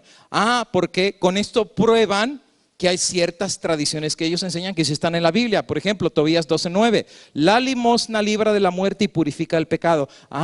Resulta ser que ahora el dinero puede purificar del pecado. Que yo sepa, lo que purifica del pecado es la sangre de Cristo Jesús. Pero Tobías dice que no, la limosna, o sea, cuando tú das dinero, te puede purificar del pecado. Más dinero das, más purificado estás del pecado. Macabeos dice lo mismo. Segunda de Macabeos capítulo 12 dice ahí que cuando los hombres fueron a la guerra, muchos se murieron, pero el general les manda juntar limosnas y juntar dinero para hacer sacrificio por el pecado con dinero. Dice: juntemos plata y todos los que se murieron demos dinero para que las almas de los que se murieron se puedan ir al cielo. Qué interesante. Y de ahí nace el concepto de rezos por los muertos. ¿Cuántos aquí eran católicos? ¿Puedo ver sus manos? Más o menos. ¿Saben ustedes lo que es el novenario? ¿Saben qué es el novenario? El novenario es cuando una persona se muere, y en nuestros países, ustedes saben que el velorio lo hacen en las casas. Aquí no, aquí la gente se muere y van a la capilla y hacen todo, pero allá en nuestros países el velorio es en la casa, y arreglan la sala y ahí está el ataúd. Y le ponen los cirios negros y los encienden, ¿verdad? Y siempre está doña Panchita que le dice, venga doña Panchita para que nos guíe los rezos. Y ahí viene doña Panchita y trae el rosario y está todas las amigas y las comadres y todo ahí y empieza a rezar. Y empiezan, ¿verdad? Santa Catarina, ruega por ella. Santa Guadalupe, ruega por ello. Y invocan a todos los santos. Ahora, ¿cuántos días tienen que rezar? ¿Por qué 9? Porque está en la Biblia, uno, que hay que rezarle a los muertos, no. Que hay que pedirle intercesores que intercedan por los muertos, tampoco. Y que hay que rezar 9 días, tampoco. Eso no está en la Biblia, pero ¿sabes dónde sí está? En el paganismo. Porque la tradición de pueblos paganos decían que cuando los muertos se morían, el espíritu del muerto andaba alrededor. Eso se llama las ánimas.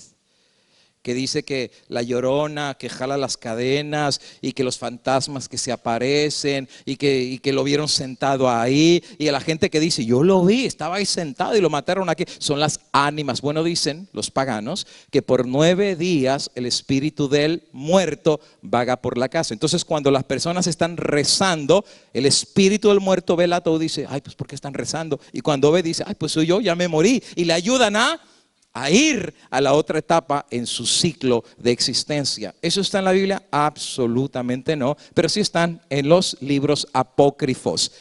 Y finalmente viene el punto número 3, que es la orden de los jesuitas.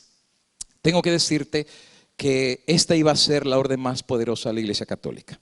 500 años después, quien controla y dirige el Vaticano es la orden de los jesuitas. Es la primera vez, por eso les digo, estamos en tiempos tan proféticos, que 500 años después la orden de los jesuitas ha absorbido a la Iglesia Católica. El Papa que dirige ahorita a la Iglesia Católica es jesuita, el secretario de la Iglesia Católica es jesuita, los que manejan el dinero a nivel mundial, incluyendo aquí, son los jesuitas. Los que manejan los colegios son los jesuitas. Y quienes han educado a muchos de nuestros presidentes en colegios católicos son los jesuitas. La Suprema Corte tiene 9 miembros, 5 de ellos son católicos. Tengo que decirte que hoy en día, en cualquier momento nos pueden pasar una ley dominical y ni la Corte Suprema nos salva. Hoy en día el poder que han agarrado los jesuitas ha sido tan grande que ya nadie los puede parar. De hecho, la historia dice que algunos papas, cuando vieron el poder de los jesuitas, eliminaron la orden.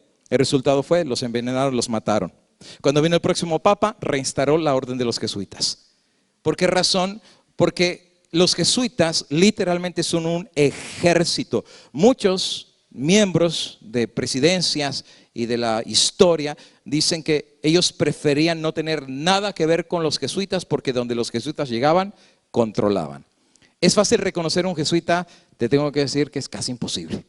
No cualquiera se te va a poner a decir yo soy jesuita. Es muy difícil. Y si es necesario el jesuita decir que el Papa es el anticristo, lo que sea, pues lo dice, y hacerse miembro de una iglesia lo puede hacer, pero siempre por detrás está buscando el interés de la iglesia. Precisamente los jesuitas, algunos dicen como el padre Chinique, que quien mató al presidente de los Estados Unidos, Abraham Lincoln, fue nada más y nada menos que los jesuitas de Roma. Y no solamente mataron presidentes, han llegado a matar también a mismos papas de la Iglesia Católica. Grandes historiadores católicos, protestantes, evangélicos y personajes de la historia han llegado a la misma conclusión acerca de los jesuitas. Y de hecho, ustedes saben que los jesuitas fueron dispensados de tomar cualquier religión. De hecho, por eso se dice que todas las religiones han sido infiltradas por los jesuitas. Todas.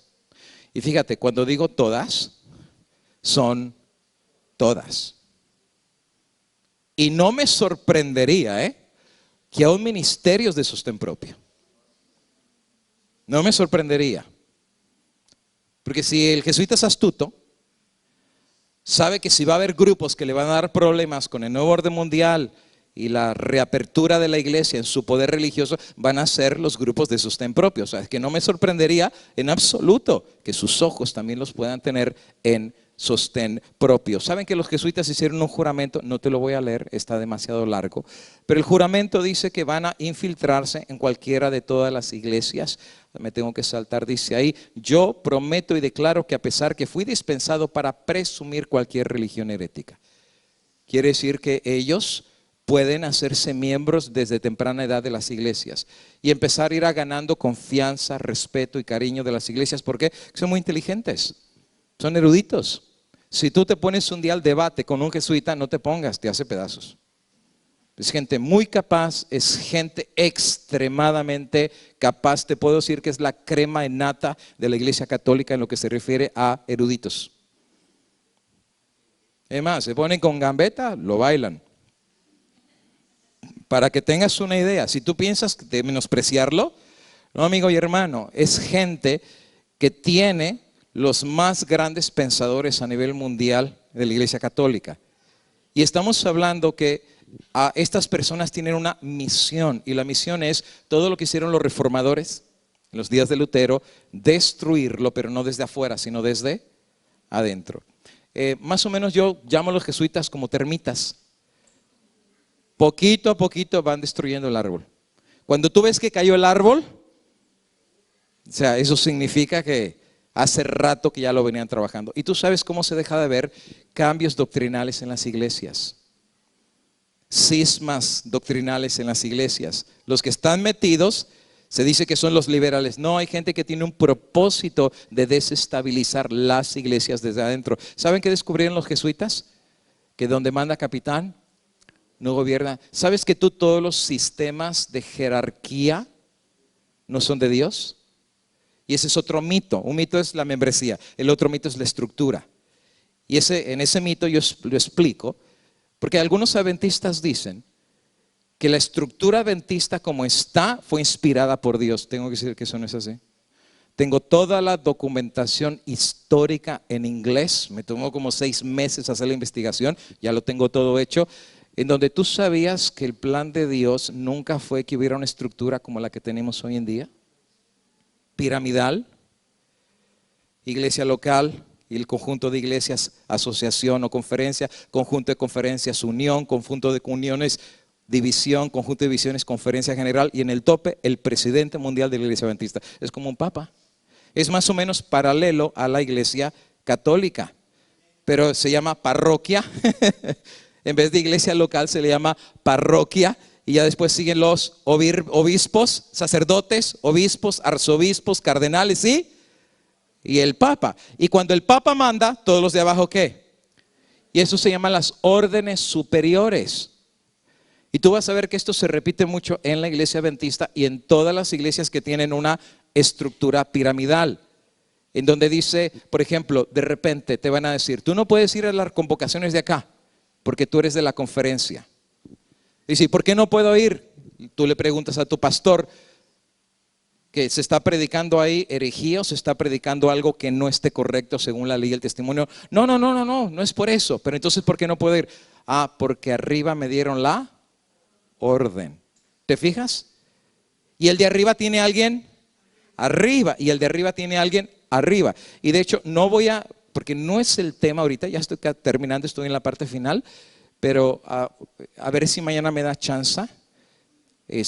¿Tú conoces quién es David Gates? Sí, le llaman el tío, ¿no es verdad? ¿Tú sabes que ese hombre tiene presencia a nivel mundial? Tiene avionetas misioneras, tiene televisiones, tiene radio. Ese hombre está metido por todos lados. Y el hombre es muy sincerote. Así bien sincerote el hombre. Bueno, resulta ser que hay una carta que anda circulando que lo pusieron ya en la lista negra. Y él hizo un video, 40 minutos. El que quiera el video yo se lo paso, ahí lo tengo. Y él es muy cándido. Por eso me cae re bien. Muy cándido el hombre. No anda escondiendo, así sencillo. Y él se pone y graba un video y dice, bueno, a mí pues resulta ser de que el problema que yo tenía no es que predico la verdad incorrecta, no es que me robo diezmos, no, nada de eso. El problema es que yo me meto a predicar y no pido permiso. Pues imagínate, va a Australia y todos esos lados, o sea, lo que importa es predicar la verdad, pero como los presidentes de allá no les piden permiso, mandan cartas diciendo, este es un rebelde. Lo citaron a la conferencia general y el presidente Ted Wilson le dijo, pues mira, hay quejas, que te estás metiendo sin permiso, pues pídeles permiso, pues, o sea, ¿de cuándo acá hay que pedir permiso para predicar la palabra de Dios? Para empezar, ¿no? ¿O acaso Felipe cuando fue a predicar el etíope, a quién le pidió permiso? O sea, no le dijo el Espíritu Santo, ve y predícale. ¿A quién le pidió permiso para bautizar? El Espíritu Santo le dijo, tú dale. Y sabes, eso vamos a llegar a ese punto cuando nos acerquemos al tiempo del fin. Vamos a depender no de una estructura, vamos a depender del Espíritu Santo. ¿Por qué? Porque Él es el que guía, y eso es lo que pasaba en el modelo apostólico. No se llamaba los hechos de los apóstoles, se llamaba los hechos del Espíritu Santo. Quien dirigía la iglesia era el poder del Espíritu Santo. Y sabes que hay una profecía que esto se va a repetir en la iglesia adventista cuando vengan los tiempos del refrigerio. La lluvia tardía, pero sabes, si la lluvia tardía tiene que venir es porque no ha llegado. Right? ¿Y sabes por qué no ha llegado? Porque hay un paraguas que está impidiendo que venga. ¿Y sabes cuál es el paraguas? Lo lamento, los hombres. ¿Sabes quién empujó al pueblo a crucificar a Cristo Jesús? ¿Sabes un pastor no consagrado cuánto daño le puede hacer a la iglesia de Cristo? El querer ponerse como que yo soy el que mando, como que yo soy el que sé, usted no sabe nada. Es más, yo te reto a buscar en la Biblia la palabra laico. Pero sabes que a todos los que están sentados se les llama laicos y nosotros somos los pastores. Eso no existe en la Biblia. En la Biblia existen ministros de ese sacerdocio de todos los creyentes, en los cuales el Espíritu Santo habla, usa a todos los que se pongan en las manos de Dios. ¿Por qué? Porque la escuela no es la de acá, la escuela es de la de allá. Y el Espíritu Santo es el que califica, el Espíritu Santo es el que autoriza, el Espíritu Santo es el que manda. Cuando venga la lluvia tardía, no vamos a estar dependiendo de una persona, vamos a estar dependiendo del Espíritu Santo. Y ahora sí, los milagros se van a dejar de ver. Ahora, ¿por qué estoy explicando esto? Bueno, porque al final de cuentas le dicen a David Gates, mira, el problema se te va a arreglar muy sencillo. ¿Cómo se arregla? Cierra tu ministerio por 10 años.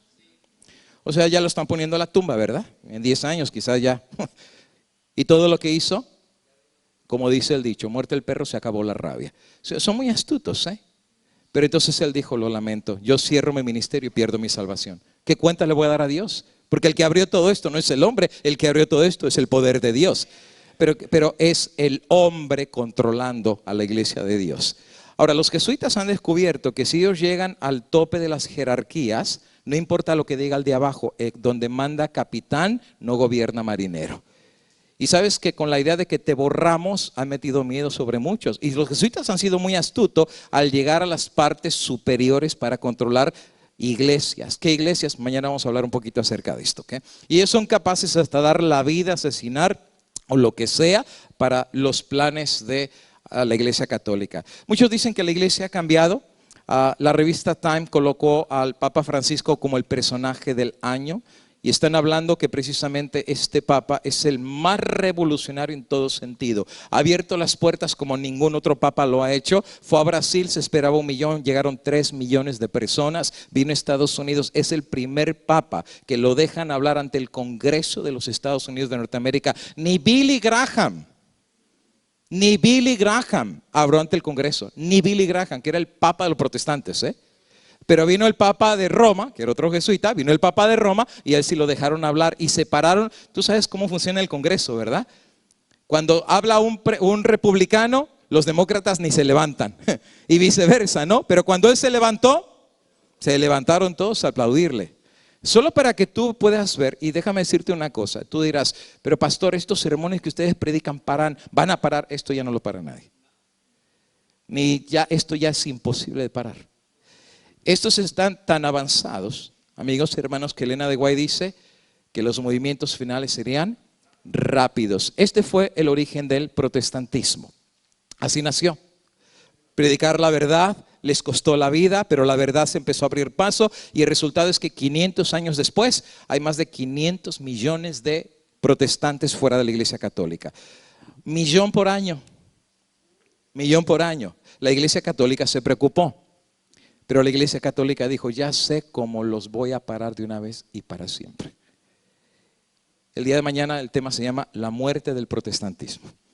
Me voy a ir 500 años después y el día de mañana les voy a dar una información que es dolorosa. Porque muchos no lo saben, pero ya el protestantismo se murió. Ha fallecido. Y mañana les voy a decir exactamente qué día falleció, cómo se murió y les voy a poner los videos en donde ya la declaración es oficial. ¿Sabes qué significa esto? Que si ya no hay protestantismo, ya no hay razón de estar fuera de la iglesia católica. Y están planificando, amigo y hermano, que todos los que salieron de la iglesia o los que salimos, regresemos. Y mañana te voy a poner algunos videos en donde se está diciendo que muchos no lo sabemos, pero ya somos católicos otra vez. Regenerados, renovados, pero católicos porque la protesta ha muerto y terminado. Y si murió la protesta ya no hay razón de ser protestantes. Los que se fueron una vez, la Iglesia Católica está lista para abrirle los brazos para que vuelvan otra vez a casa. Y sabes, esto es lo que Dios nos decía en la palabra profética. El mundo se sorprendería en pos de la bestia. Y amigo y hermano, esto se está cumpliendo delante de nuestros ojos. El día de mañana, cuando estudiemos este tema, el tiempo ya avanzó, tenemos que finalizar. Vamos a hablar la segunda parte que se llama la muerte del protestantismo. Y el tema de la tarde va a ser el más fuerte, por así decir. ¿Y qué de la iglesia adventista? Porque si se murió ya el protestantismo, ¿en dónde quedamos nosotros? ¿Qué sigue con nosotros? Y mañana vamos a ver precisamente, ya no solamente, a este tema yo le llamé la secta codiciada hace 7 años. El día de mañana no le voy a llamar la secta codiciada, se va a llamar la secta infiltrada. Y mañana vamos a ver en qué punto de la historia estamos como pueblo de Dios. Vamos a finalizar en esta noche. Yo sé de que ya se dieron las indicaciones, pero antes de orar y despedirnos, quisiera solamente hacer una pequeña historia para hacer como una recapitulación de todo lo que hemos visto hasta esta noche, mucha información, pero por lo menos vámonos con este pensamiento. Esto va a venir, ni tú ni yo lo vamos a cambiar. La palabra profética se va a cumplir, con nosotros o sin nosotros. La pregunta, amigo y hermano, no es tanto si esto va a venir. La pregunta es, ¿dónde tú vas a estar cuando esto suceda? ¿Dónde vamos a estar? ¿Dónde van a estar tus hijos? Mira, yo tengo hijitas. Y es cuando tú te pones realmente a reflexionar. Porque hay piecitos que van atrás de ti. Hay mentecitas que Dios te ha puesto en tus manos. ¿Qué clase de padres eres? ¿Qué clase de mamá eres? ¿Qué clase de cristiano eres? Cuando vinieron los británicos a pelear con América, América se encuentra con el ejército más poderoso del mundo. Y en América todo el mundo era granjero, de vacas y de puerquitos. No eran ejército. Y ellos saben que cuando vienen los ingleses, los vienen a hacer pedazos, pero es su oportunidad de pelear o morir. Entonces finalmente se levantan los generales, empiezan a animar a los granjeros, a medio entrenarlos. Y cuando empiezan a desembarcar los ingleses, viene un comandante con el general. Y le dice, mi general, llegaron los ingleses. Entonces el general le dice, sí, yo lo sé, llegaron. Y dice, mi general, son muchos. Dice, sí, yo sé. Pero mi general, nuestros soldados tienen cuchillos, trinchetes, y los otros vienen entrenados. Dice, yo lo sé también. Dice, solamente una pregunta, mi general. En esta batalla que viene, ¿estará Dios con nosotros? Dios estará con nosotros, porque ya llegaron los ingleses. Entonces el general voltea a ver al comandante y le dice, ¿sabe qué, mi comandante? Yo creo que usted está haciendo la pregunta equivocada. Dice, ¿por qué? Porque la pregunta no es si Dios está con nosotros. La pregunta más bien es si nosotros estamos con Dios. Dios siempre ha estado aquí por nosotros, porque Dios te ha dado tu sol en la mañana. Dios te ha dado una comidita para tus hijos. Dios te ha dado una camita y una cobijita para la noche. Dios ha sido bueno. Es más, si somos honestos, Dios nos ha dado más de lo que merecemos, mucho más. ¿Te recuerdas cómo venimos a este país? Por el charco, por el río, por el alambre, por donde sea. Y mira que como Dios te bendijo, cómo Dios te cuidó, cómo Dios te protegió. Sin comida no te ha dejado, Nos quejamos, pero mira, comidita tenemos. Dios siempre ha estado aquí por nosotros. La pregunta es, ¿dónde hemos estado nosotros? ¿Será que lo dejamos ya atrás a Dios?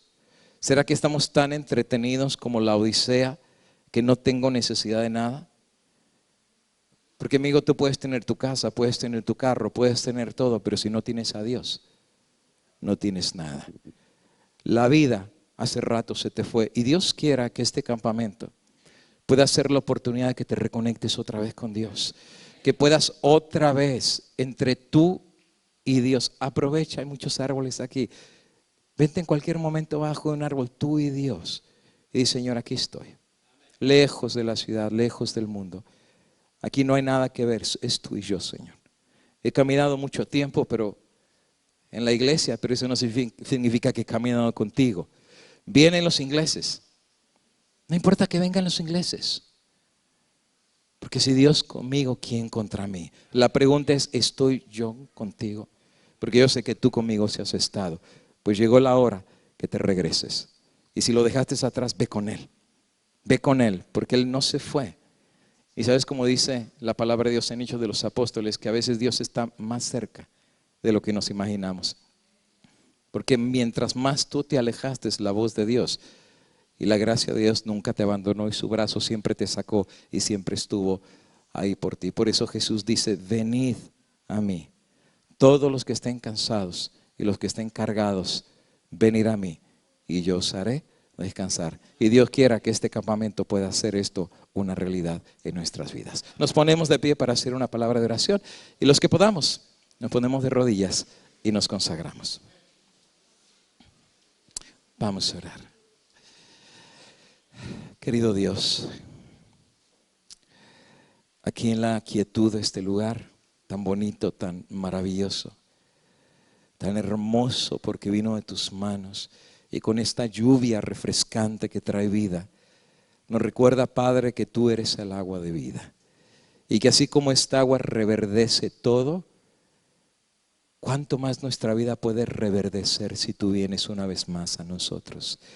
Padre, quizás son tiempos de reflexión, de pensar en nuestros pasos, en nuestro caminar. Dice el dicho de ¿qué sirve correr mucho si no sabemos a dónde vamos? Porque ¿de qué le sirve al hombre ganar todo en este mundo y al final pierde su alma? Padre eterno, llévanos esta noche a descansar pensando cómo está nuestra relación contigo, cómo está nuestra familia contigo. Hemos hecho a Jesús el Señor de nuestros hogares. Hemos hecho a Jesús el mejor amigo de nuestros hijos. Hemos hecho a Cristo el alfa, el omega, el principio y el fin. Palpita nuestro corazón por el dulce Jesús. Padre eterno, sabemos que viene la tormenta y eso no nos preocupa. Lo que nos preocupa, Padre, es si tú estás en nuestro barco. Lo que nos preocupa es si tú sigues aquí todavía con nosotros. Padre, puede ser que esta noche alguien aquí, Padre, vino y alguien dirá que es una coincidencia porque alguien lo invitó y lo insistió tanto que al final, ok, vino aquí, pero vino quizás hasta de mala gana. Pero Padre, no existen las coincidencias, pero existe la providencia de Dios. Que Padre eterno, que puedas abrir nuestros ojos y darnos cuenta que el Dios del cielo tenía una cita para ti.